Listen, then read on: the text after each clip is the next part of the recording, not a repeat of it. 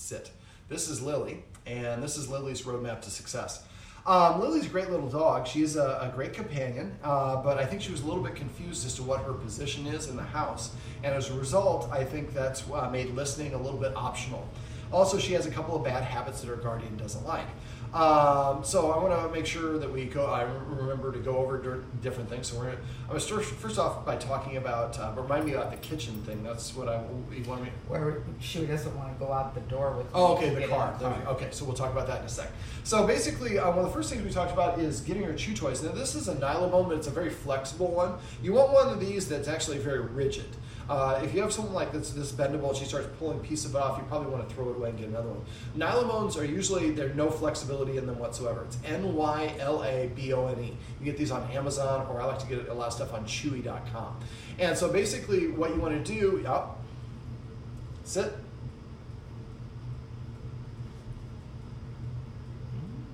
Sit. So again, that's a form of operant conditioning. She wanted to do something else. I waited for her to do what I wanted, and then she got the reward. That's kind of a microcosm of a lot of things we went over in the session. But basically, I don't think she has enough toys. She only has about 3 or 4 toys, and so she does chew up newspapers and sometimes stuff on the deck. And dogs, when they get stressed out, they like to put things in their mouth. They like to chew. It's a way of calming themselves down. Even smoke cigarettes or twirl their hair and do different things.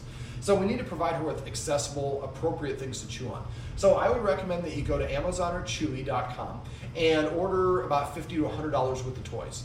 Now, we should have a variety of toys. We get some Nylabones, and I like Nylabones now. Everybody gets the ones that look like this, that actually no bone looks like this. But Nylabones come in all sorts of different shapes and sizes. I have one that's circular with a bunch of nubs on it, and they also come in flavors. So I get the circular one. I have one that's a letter Y. It's about probably that big. I also have one that's a forearm, one that looks like a Tyrannosaurus, all sorts of different shapes.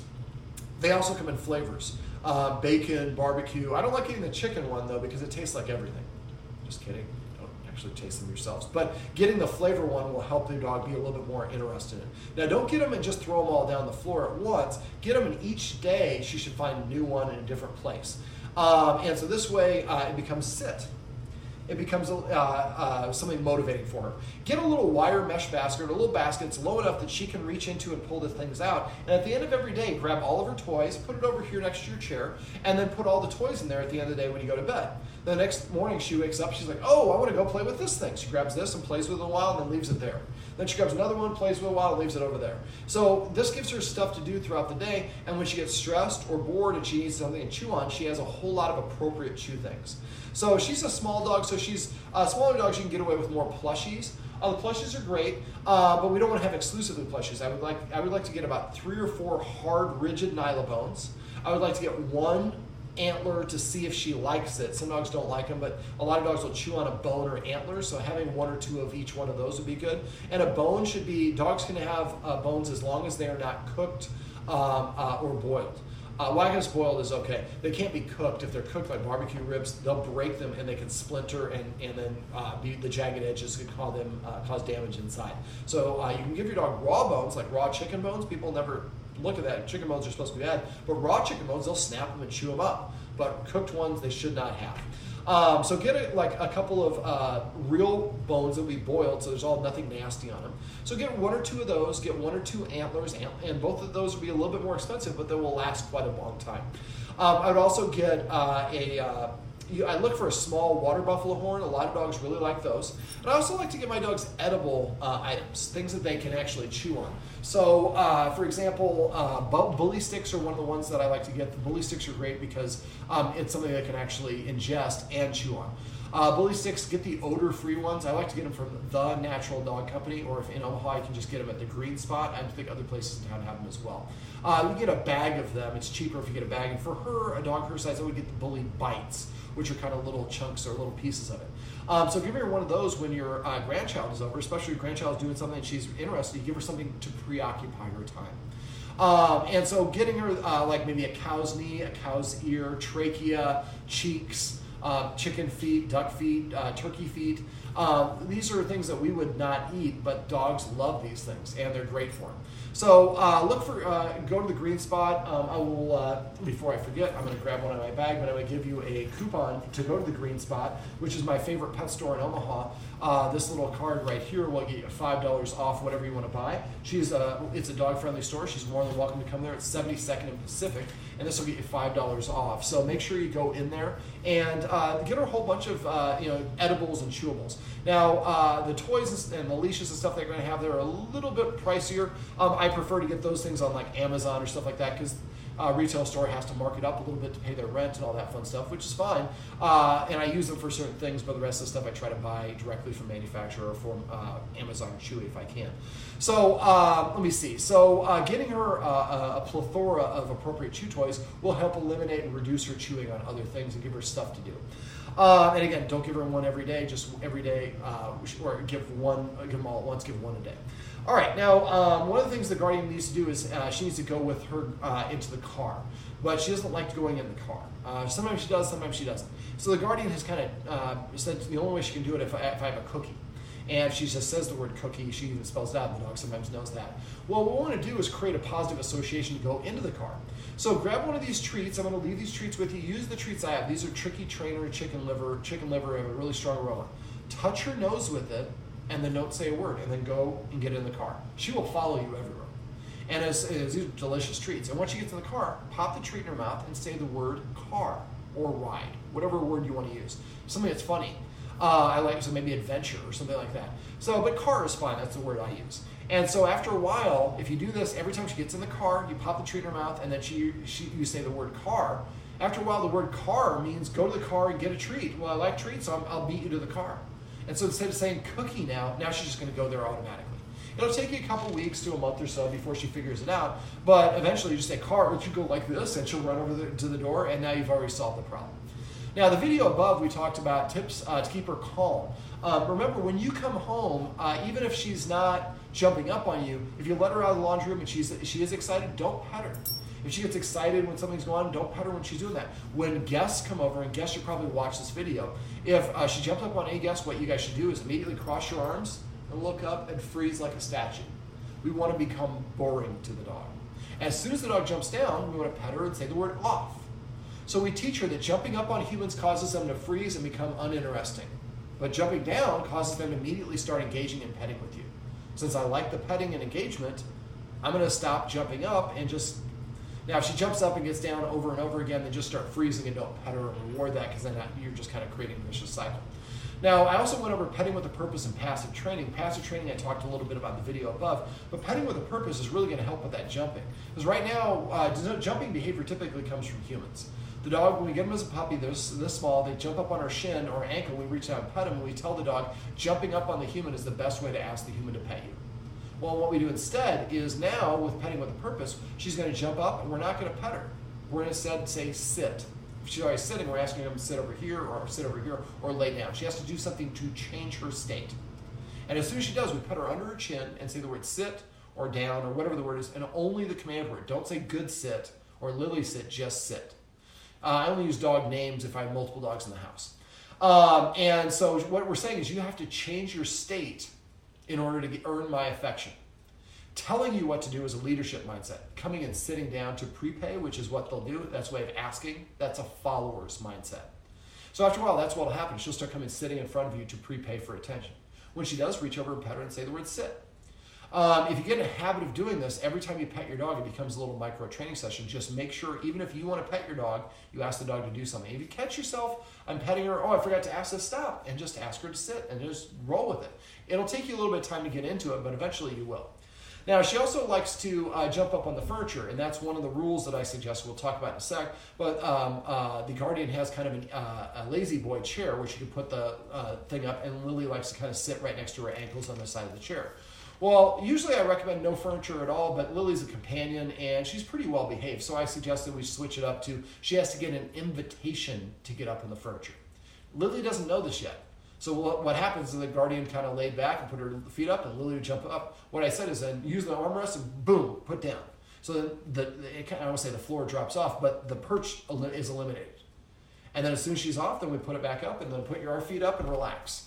And the idea is Lily's only allowed on the furniture with an invitation. This means I have to ask, and I don't see myself as this is my right to be here. It's a privilege. So if she's up here and she starts barking, I would remove it, and she has to get down on the floor. Good behavior only.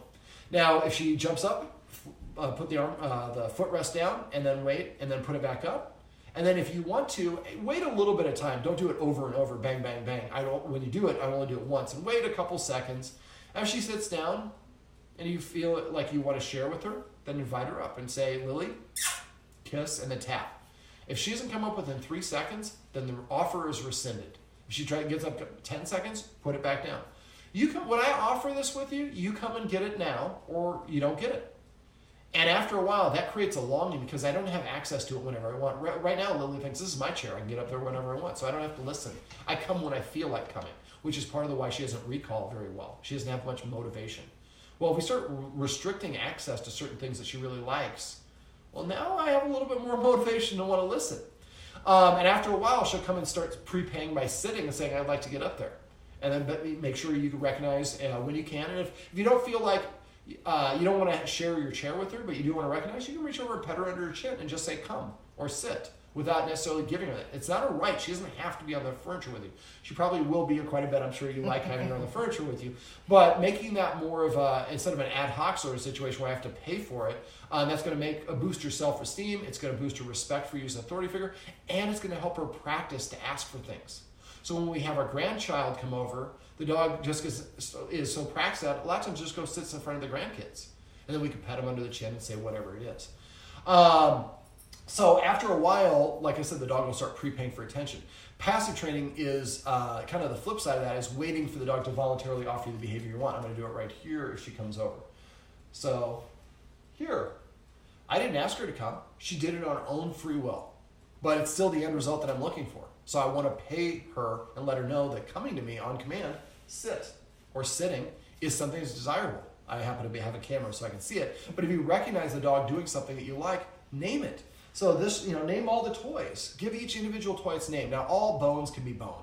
But maybe the pink stuffy, right now they're called baby, because that's probably what the little grandchild has come up with. Maybe we call the pink one baby, we call the brown one Georgie, for Curious George. Name them all these different names, and that way when the dog brings it to you, you can say George when she brings you George, or baby when she brings you baby. Now, I'd also like the guardian, she probably can increase the exercise a little bit, especially before we have the grandchild or visitors come over. A great way to do that is playing fetch. Now, the guardian's just been throwing it, but what I would do is pick it up, and then as I throw it, I say the word fetch. When she goes over and picks it up, I say the word fetch. When she brings it back to me and I drops it, I pet her and say fetch. So that creates a command word for all 3 stages of that activity. Now, if I throw it, I say fetch as I throw it, and she doesn't go get it, I don't tell her to go get it. Eventually, she's waiting for you to beg her to go get it. Well, I'm a woman of the world. I got other things going on. You pull out your phone, check an email or whatever. Then when she goes and gets it, brings it back to you, pet her and say baby. And then pick it up and then throw it and say fetch. After a while, you may say fetch, and she goes, yeah. That's yes, I want to play fetch. That's a great way to burn some excess energy. Other ways to burn energy is just using the stairs. Go to the top of the stairs, touch her nose with a treat, let her see you throw it, and throw it to the bottom of the stairs. When she runs to the bottom of the stairs with an empty stomach, go down there and don't go down there, just wait for her. When she licks it up, say the word, dungeon, or whatever the fun word is that means to go to the basement.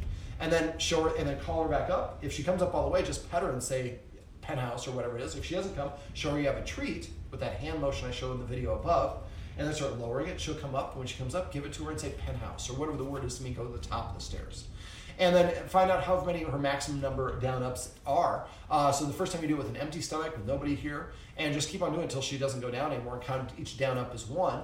And you know what her maximum number is. Then you want to exercise her about 25 to 50% of that maximum number a couple times a day. For her, I'm guessing, she's a Shih Tzu, so she doesn't need as much exercise as other breeds of dogs. Maybe if you can get do 3 to 5 of these little exercise regimens throughout the day, you're going to find she's going to be a little bit better behaved. And also, especially if you have guests or people, grandkids coming over, so that we burn off that top level of energy. Ironically, the guardian's here as teacher, but I talk a lot about how we have recess at school for kids because it's hard for them to listen with all those hormones and energy in their brain. But we give them recess, we can give them a way to relieve that pressure and then come back and listen to us. Now, some of the other rules we talked about shouldn't be allowed in the kitchen when we're preparing food. The human needs to eat something before she feeds the dog. And then for feeding, what I do is I go in the kitchen, and do you feed kind of in that little area by your sink? I feed around her laundry room. Okay, so it's in the laundry room. So what I would do is get your snack because you need to eat something first. So something you can eat in 5 more bites. A little, grape is toxic to dogs, but you can eat it. But I prefer something crunchy like a carrot, a piece of celery, chip, or cracker. So, and it can't be a liquid. They don't understand liquids as food the same way we do. So go in there with your chip or cracker.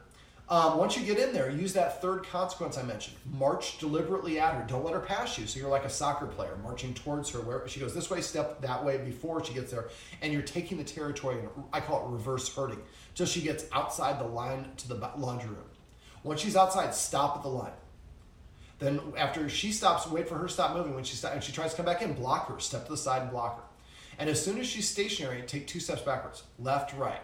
Actually, this is right, left. But just 2 steps only, and then pause. When you step backwards like that, she's going to come forward. When she does, you rush towards her and make that hissing sound at the same time.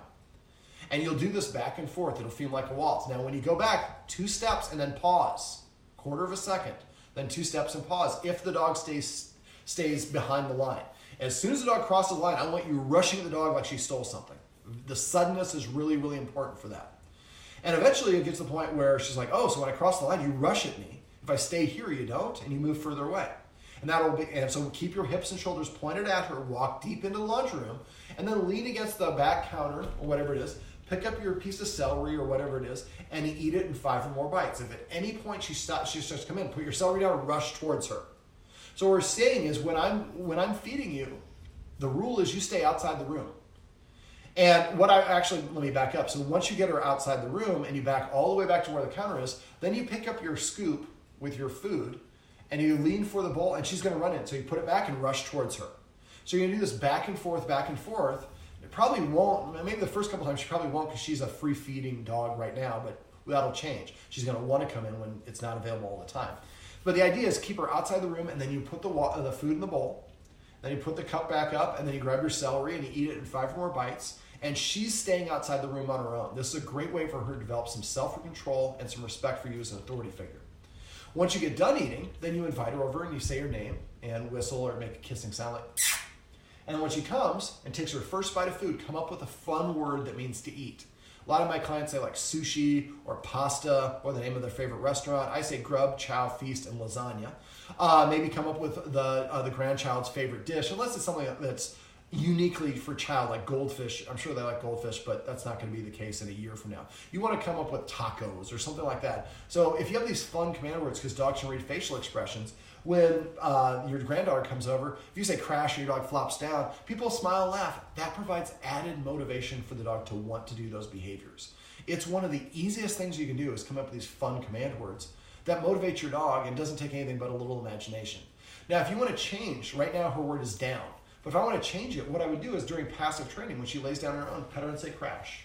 Actually, I call this flop. I think you can see her on the camera. And so flop is on the side is for me. So crash means lay down, flop means go on your side. So coming up with these funny command words makes people chuckle. Like I said, makes the dog more motivated to want to listen to it. All right, so other rules: make her sit before you let her in out the door. Go to the door and say sit once. If she doesn't sit within 3 seconds of the first time you say it, walk away and sit down and turn your TV on or look at your phone or do something else. Wait 1 minute. Ask your little assistant to give you a 1 minute timer. After 1 minute, go to the door and command her again. Sit. She doesn't sit this time within 3 seconds. I walk away for 2 minutes. Next time I walk away for 4 minutes. Then for 8 minutes. I keep double the length of time. And as soon as I go over there and say sit, she sits, boom, that door flies open immediately. That becomes the reward. And then she'll run out the door. And then eventually you can do it both directions. Now she already goes and sits at the door, but a lot of times that's what it conditions the dog to do. But again, what we're saying is if you want to go out the door, you have to ask and say please by sitting down. It's just a nice way for her to, another opportunity for her to practice sitting down, which will help her practice not jumping up on the grandkids and sitting down to ask for something as opposed to running out. We call this in the dog world manding or learning to mand. Okay, so let me see. What else do we talk about? Do I want to talk about? Well, let's finish up the feeding. So once you get done eating your food, you invite her over. She takes her first bite of food. You say tacos when she takes her first bite of food for 2 months. After 2 months, you won't even have to be in the room. You could put food in there, leave the laundry room. She's standing at the door waiting, and you're doing dishes. And whenever you're ready, you say taco. And she runs in there and eats her food. So it's a great way to come up with that fun command word, and also to help her see I can't eat until after my guardian does, because that's what I've been trained, and that's in the dog world. It gives the guardian more authority.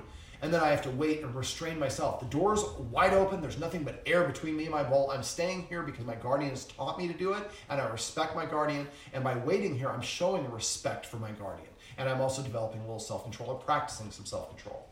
I'm trying to think. Is there anything else that we went over that you want me to mention? Just the thing with the door and the leash. Oh, the door and the leash, that's in the video above. So we already got that other video. Yep. So, all right. Well, now I also, one last thing. I want you to kind of get in a habit of playing a little bit of hard to get with your dog. If we're like constantly petting the dog, going, engaging with the dog, then it feels like it's got us wrapped around its finger. So you say whatever the command is once, the dog doesn't do it, ignore it. Like when you're doing it like for inside, when the dog's outside, now that's going to give you an advantage, especially like tomorrow. It's supposed to be ridiculously cold, but it's cold outside. So she'll be okay for a little bit. She's got a fur coat on, but after a while, she's not going to want to stay out there. So if you start with her outside, if she's being obstinate about it, and if you say sit and she doesn't sit, close the door and sit at your kitchen table with your back to her. She's been crawling on the door, crying. No, just wait 1 minute. Then go back, open it a crack, and say sit. She doesn't sit, close it with no hesitation, sit down for 2 minutes. I want her to like look through the door and see, she's just sitting there enjoying the nice heat and the nice comfortable, and she's eating a snack or whatever it is. I want to get in there.